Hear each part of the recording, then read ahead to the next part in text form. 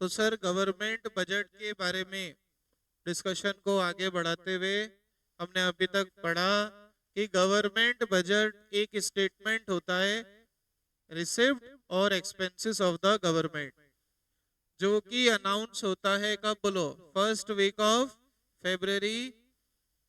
इस साल का हो चुका है खत्म।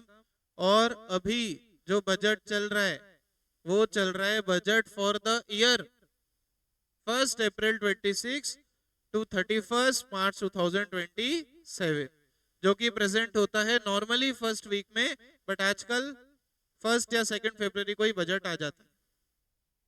ठीक है, टाइमलाइन इसकी जो कॉन्स्टिट्यूशन ने डिसाइड कर रखी वो है 1 से 7 फरवरी, बट नॉर्मली गवर्नमेंट 1 फरवरी को ले आती है, जो कि एप्लीकेबल कब से कब तक होता है, फर्स्ट वीक ऑफ आपका फरवरी में आया, और एप्लीकेबल कब से होगा, 1 अप्रैल 2026, मतलब फॉलोइंग ईयर, कमिंग ईयर का फाइनेंशियल ईयर के स्टार्ट से लेकर एंड तक।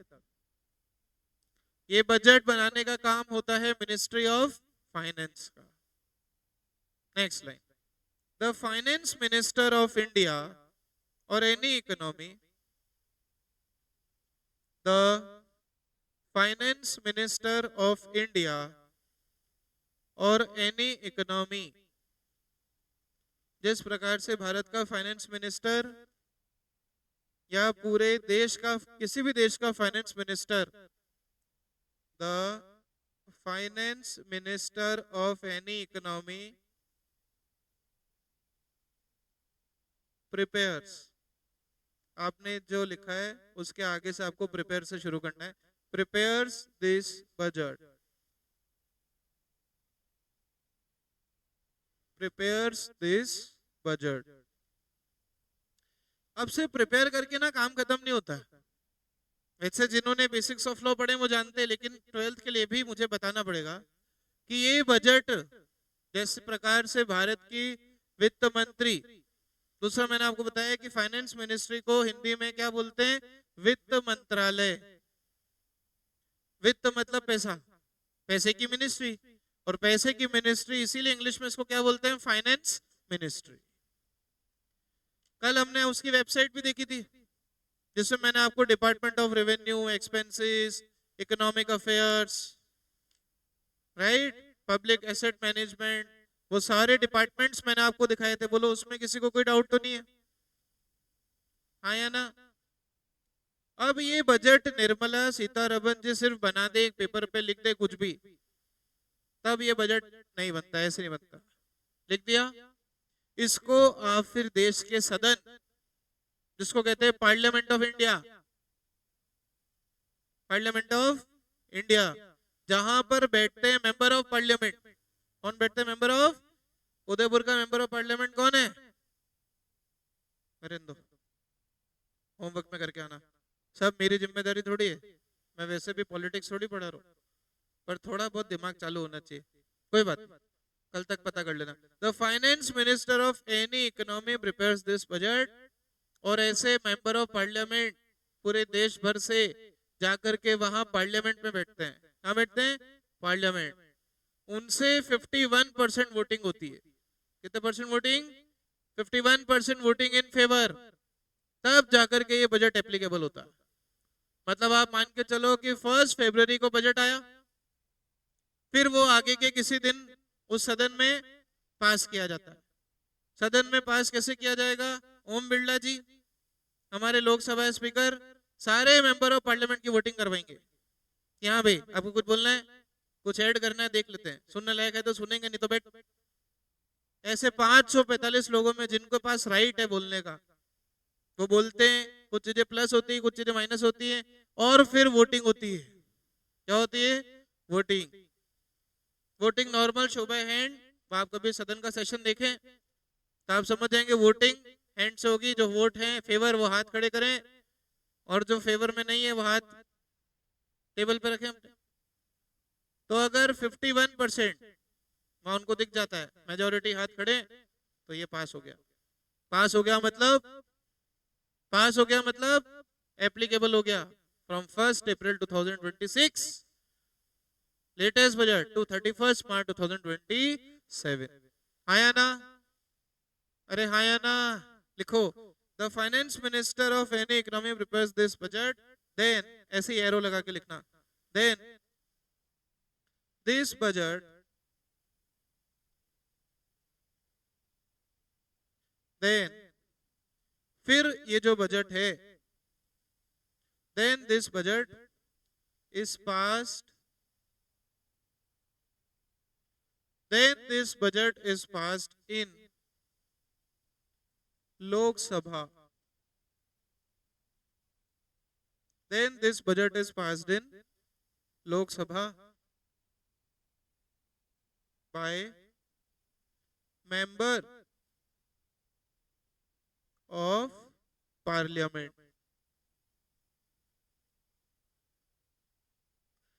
by member of parliament। कौन पास करता है बोलो? एमपी। हिंदी में इसको क्या बोलते हैं? एमपी नहीं बोलते, एमपी इंग्लिश होती है, हिंदी में इसको बोलते हैं विधायक। क्या बोलते हैं? विधायक। ठीक है, उदयपुर के विधायक कौन है कल पता करके आना। मेंबर ऑफ पार्लियामेंट, भजन लाल जी कौन बोल रहा है भाई? अरे भाई मतलब उच्च कोटि के लोग हैं, मैं कह रहा हूं ना, तू तो हंसी मत, तेरी अभी कॉपी चेक होगी, तीनों अलग अलग बनेगी, एक ही चल रही है। ठीक है, this budget is passed in Lok Sabha by member of parliament.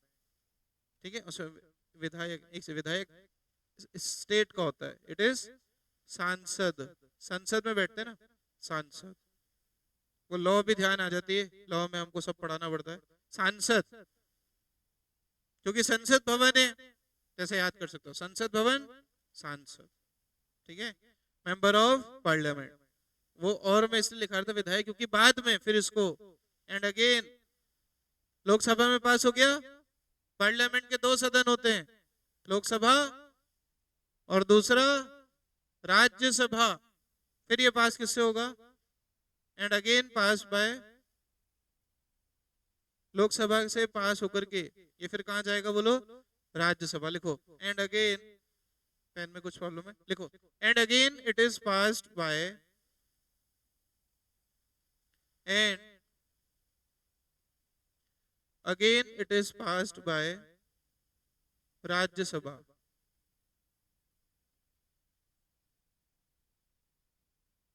Passed by Rajya Sabha.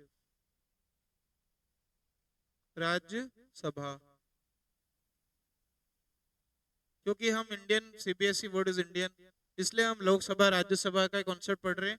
बाकी इंटरनेशनली जब आप कभी मैक्रो पढ़ो तो यही टॉपिक से सारे, नेशनल इनकम वगैरह सब कुछ, वहां आपको राज्यसभा लोकसभा करने की जरूरत नहीं है। ठीक है, इससे ज्यादा मैं लिखाऊंगा भी नहीं, बस with 51% voting.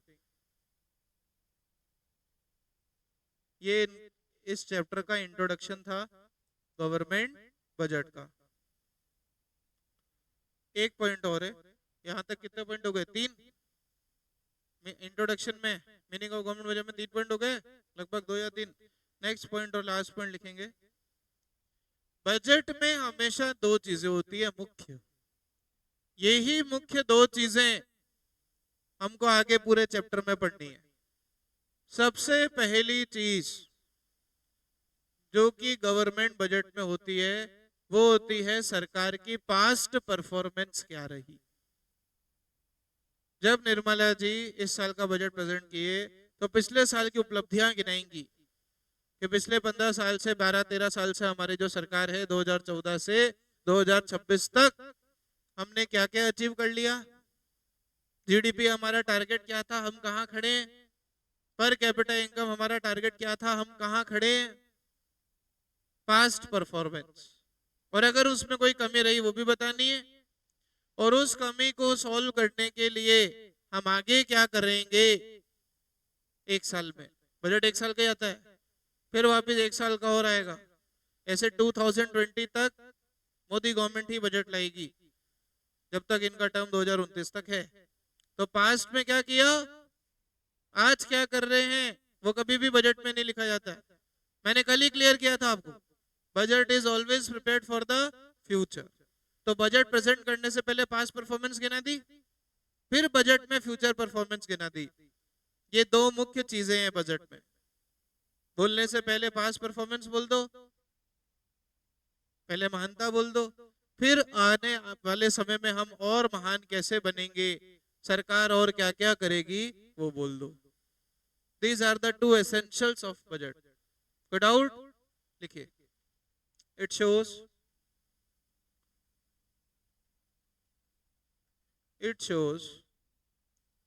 two important things. It shows two. Budget में मुख्यतः दो चीजें होती हैं। It shows two important things. First, past financial performance. Past financial performance of government. Past financial performance of government. And second, future expected performance.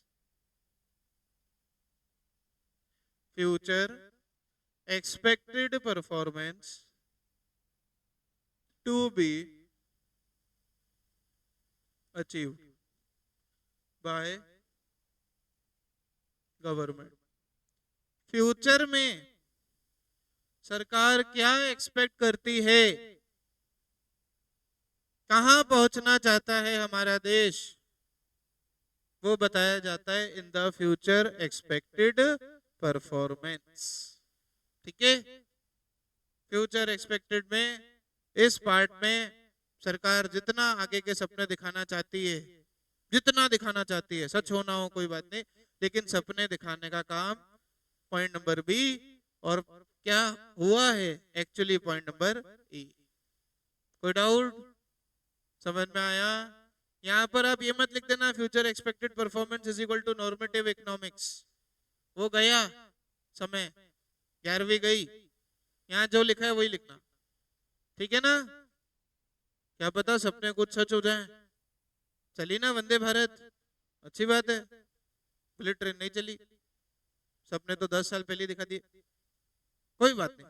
तो ये सब चीजें बजट में लिखेंगे। कहाँ लिखेंगे बोलो? बजट। कोई डाउट?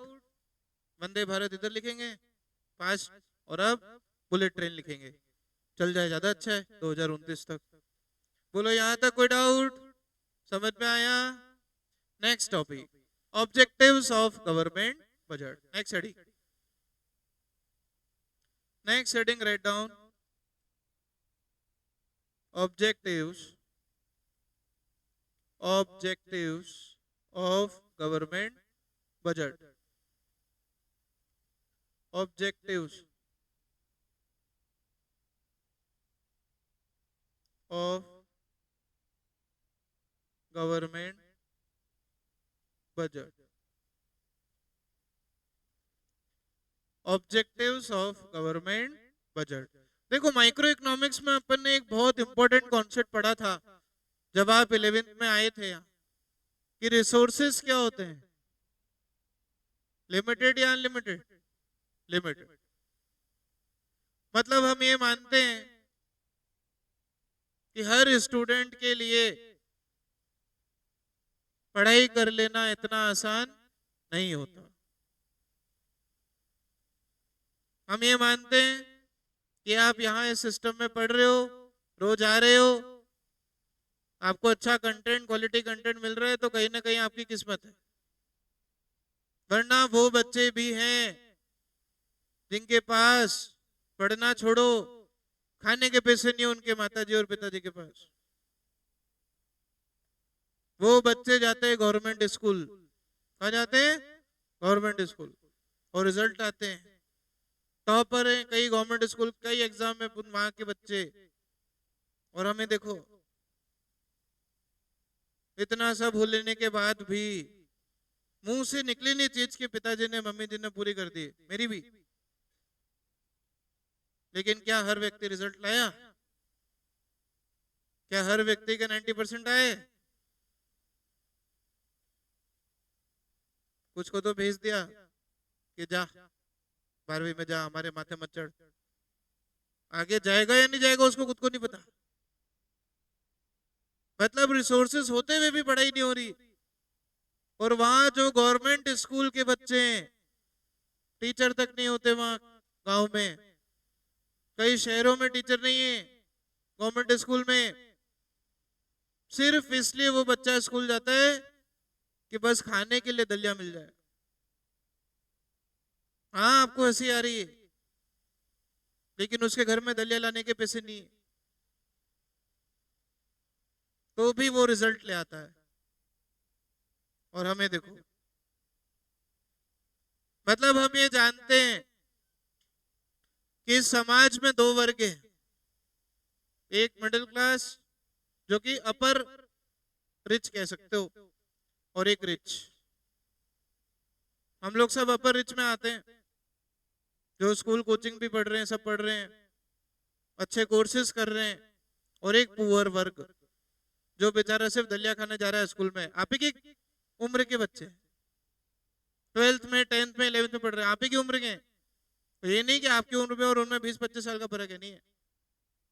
लेकिन रिसोर्सेस की बात है। किसकी बात है? रिसोर्सेस आपके पास हैं, हमारे पास भी हैं, उनके पास नहीं है। तो क्या गरीब स्कूल का बच्चा नहीं पढ़ेगा? क्या गरीब स्कूल का बच्चा आईएएस में टॉप नहीं करता है? क्या मैक्सिमम जिला कलेक्टर गरीब स्कूल के बच्चे गवर्नमेंट स्कूल से नहीं पढ़े? पढ़े।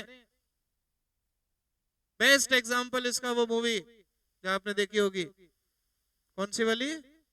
12th fail. क्या था उसके पास? And real life Manoj Kumar ji KBC तक पहुंच गए। कहां से उठे, कहां पहुंच गए? देश के मिसाइल मैन। हिंदू मुसलमान तो सब लगे पड़े हैं। Who is the missile man of India? Doctor APJ Abdul Kalam साहब। स्ट्रीट लाइट पे पड़े हो। स्ट्रीट लाइट नहीं होते गवर्नमेंट स्कूल तो कैसे पढ़ते? तो इसलिए बजट आता है। क्या आता है? बजट। कि कम से कम गरीब बच्चा स्कूल अगर जाए, टीचर भले मिले ना मिले, वो भ्रष्टाचार की प्रॉब्लम है, टीचर का ना मिलना। बड़े बड़े कॉम्पिटिटिव एग्जाम में सेटिंग से टीचर अपॉइंट हुए, बेचारा जो डिजर्विंग था, क्वालिफाइड था, वो कोचिंग पढ़ा रहा है। तो वो हमारे सिस्टम की कमी। लेकिन ये सारी चीजें कहां पर आती है? Government budget. सोचो आज बजट से गवर्नमेंट स्कूल प्राइवेटाइज अगर कर दिए जाए, अगर कर दिए जाए, काफी एरिया किए जा रहे हैं, आज गवर्नमेंट स्कूल प्राइवेटाइज हो जाए, वो दलिया मिलना बंद हो जाएगा, भूखा मरेगा वो। पेरेंट्स के पास पैसा नहीं है इसलिए गवर्नमेंट स्कूल में भेज रहे हैं, आपको भेजा ना अच्छे स्कूल में। तो ये रिसोर्सेस का एलोकेशन का काम है। किसका काम है बोलो? रिसोर्सेस के एलोकेशन का काम है। और इतने 10 मिनट तक इस पॉइंट पे बोलना, ज्ञान देना नहीं था, या आपको सुनाना नहीं था, वो तो हम रोज ही करते हैं। असर कितना होता है वो बात अलग है। ये इसलिए बोला गया क्योंकि ये बोर्ड में क्वेश्चन 10 बार आया है। फर्स्ट पॉइंट कितनी बार आया है? 10 बार आया है ये क्वेश्चन। कभी पिक्चोरियल बेस पूछेंगे, कभी डायग्राम पूछेंगे, कभी वो केस स्टडी पूछेंगे, कभी डायरेक्ट पूछ लेंगे what is reallocation of resources. लेकिन आपको ये पूरी बात अगर इस पॉइंट में समझ में आ गई तो गवर्नमेंट बजट के ऑब्जेक्टिव खत्म हो गए अपने आप। आगे के 4 पॉइंट आपको अपने आप क्लियर हो जाएंगे। बोलो कोई डाउट? तो एक एक एग्जाम्पल, एक एक क्वेश्चन। यहाँ मेरा एग्जाम्पल बोला हुआ एग्जाम का क्वेश्चन है, यहाँ मैं मजे लेने वैसे ही नहीं आता। मेरा काम आधे घंटे में हो जाएगा पढ़ा के, तो आधे घंटे में भी अगर चुप रह के सुन लोगे तो रिजल्ट अभी देख लेना क्या आते हैं पिछले बैच के। तो नहीं दिया, लिखो। First point objectives of government budget. First point री एलोकेशन। स्पेलिंग आती है सबको, वैसे मैं लिख रहा हूं, एक सेकंड। री allocation of resources. Write down, री एलोकेशन ऑफ रिसोर्सेज। क्या समझाया इसमें मैंने आपको? बताइए, क्या हर व्यक्ति के पास में रिसोर्सेज सेम है क्या? नहीं। इसीलिए सरकार जो अमीर है उनसे लेती है टैक्स। क्या लेती है बेटा? तुम 2 लाख रुपए भरो स्कूल की फीस, पापा की 2 लाख रुपए इनकम है तो भर रहे ना, टैक्स दो। और उस टैक्स से सरकारी स्कूल के टीचर को अपॉइंट करो, उस टैक्स से नए सरकारी स्कूल बनाओ, ताकि तुमसे टैक्स लिया हुआ गरीब के लिए यूज हो सके, ताकि जिसके पास रिसोर्सेज नहीं है उनका बच्चा वहां जाके कम से कम पढ़ भी सके, दलिया भी खा सके और टॉपर बन सके, आपसे भी ऊपर पढ़ाई में। रिसोर्सेज नहीं है तो क्या हुआ? लिखिए, री एलोकेशन ऑफ रिसोर्सेज। हेडिंग आप लिख चुके हैं, री एलोकेशन ऑफ रिसोर्सेज। लिखो, the basic responsibility, the basic responsibility of government, reallocation of resource लिख देना ऊपर, 10 टाइम्स आस्क्ड इन एग्जाम, 10 बार पूछा है, 10 बार।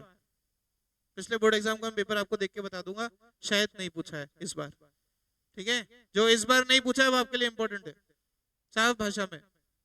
ये हर बार मैं ऐसे ही बोलता हूँ, ठीक है?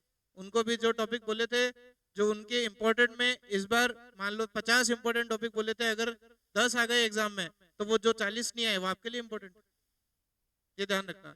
The basic responsibility of government is social welfare. The basic responsibility of government is social welfare and provide more resources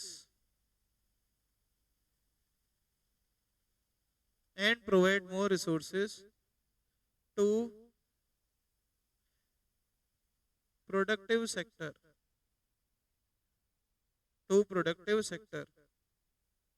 in which private sector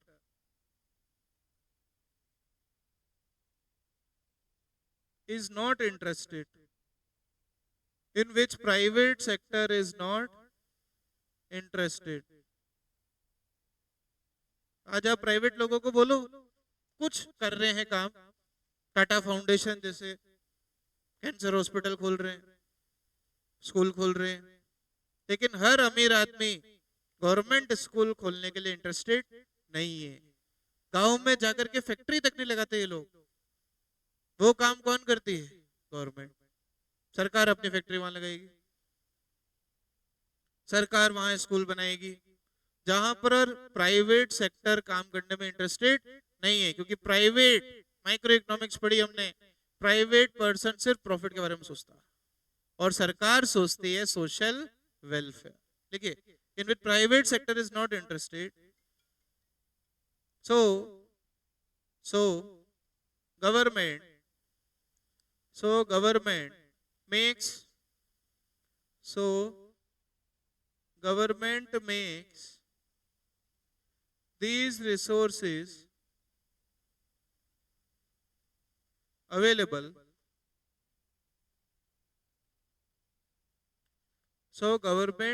these resources available, through taxes। बोलो, अमीरों पे लगाया टैक्स और गरीब को देंगे subsidy, tax and subsidies, through taxes and subsidies, by providing facilities.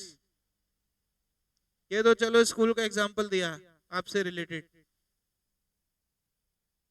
Travelling सबको जरूरी है करनी, बिना ट्रेवलिंग के काम नहीं चलता। आप अच्छी जॉब के लिए भी जाओ तो भी ट्रेवलिंग करोगे, वहां भी मुंबई जाओ आप, लाखों का पैकेज तो लग जाएगा, लेकिन वो सर्वाइवल कितना टफ है। घर से ऑफिस जाने में 3 घंटे लगते हैं, और 3 घंटे में आप सोचो हम तो बहुत अमीर, हम कार ले जाते हैं, यहाँ उदयपुर से ले जाओ, 10 लाख के पैकेज पे 6 लाख रुपए तुम्हारा पेट्रोल का उड़ जाएगा, रहने में और पेट्रोल में, तो क्या बचा? 4 लाख। उतने में तो उदयपुर में जॉब मिल रही थी। तो सरकार ने वहां दी local train, local buses, right? नहीं होती तो 60% package is incurred as expense in for the purpose of rent and your travelling purpose. कितना बड़ा साथ आप सोचो, लोकल ट्रेन दे रही है बॉम्बे में, कहीं भी एरिया में पब्लिक ट्रांसपोर्ट। साइकिल खरीदने के पैसे नहीं कुछ लोगों के पास खुद की, बस चला दी सिटी बस, जाओ 30 रुपए में पूरा उदयपुर घूमो। किसी प्राइवेट पर्सन के बस की बात है क्या? रोको किसी BMW को, दिखेगा नहीं तुम्हें, लिफ्ट देना तो दूर की बात है, लड़कों को तो वैसे ही लिफ्ट नहीं मिलती। By providing facilities like hospitals, school, colleges. ये इस कॉलेज वाले इशू से तो अभी आप कुछ महीनों बाद गुजरोगे। कल ही समझाया था मैंने, कॉमर्स कॉलेज उदयपुर की बीकॉम की फीस, मैक्सिमम फीस 6 सेमेस्टर्स की लगभग 70-80,000 है बस। 3 साल की बीकॉम की फीस अब लगभग कितनी है? 70-80,000। लेकिन एडमिशन कब मिलेगा? अगर रेगुलर आपको कॉलेज करना है, प्राइवेट में तो एडमिशन मिल जाता है, वो बात अलग है। रेगुलर करना है प्राइवेट करना है वो अपना एक अलग विषय है चर्चा का। प्रोफेशनल कोर्सेज वाले प्राइवेट ही करते हैं क्योंकि उनको रेगुलर जाने का टाइम नहीं मिलता। लेकिन जो प्रोफेशनल कोर्सेज आपके बैच में नहीं कर रहे और उनका सिर्फ एम है बीकॉम ही कर लें, 80% से नीचे एडमिशन नहीं मिलेगा। तो क्या होगा सर, हम गवर्नमेंट कॉलेज में नहीं जाएंगे? मत जाओ ना। 80,000 फीस का वही फीस प्राइवेट कॉलेज आपसे 15 लाख रुपए लेंगे। कितना? 15 लाख। और बस बीकॉम के आगे एक वर्ड जोड़ देंगे, बीकॉम ऑनर्स, वैल्यू सेम। 80,000 में बीकॉम करो प्राइवेट। अच्छा, प्राइवेट वाले की तो और कम फीस है, प्राइवेट वालों की फीस लगभग 40,000 है। जो काम प्राइवेट में 40,000 में होगा वहां पर आप कितने दोगे? 15 लाख रुपए, क्योंकि वो अमीर लोग हैं। और बीकॉम में 40,000 में बीकॉम करने वाले मेरे जैसे व्यक्ति, हम गरीब लोग। तो गवर्नमेंट कितना काम करती है आप सोचो। वैल्यू सेम, 40,000 की BCom is equal to 15 lakh 20 lakh की बीकॉम कहीं और से, भले ये ऑनर्स हो कि डबल ऑनर्स हो कि 10 ऑनर्स हो। समझ में आया? सो इसके आगे डिस्कशन हम करेंगे कल। बोलो यहाँ तक कोई डाउट?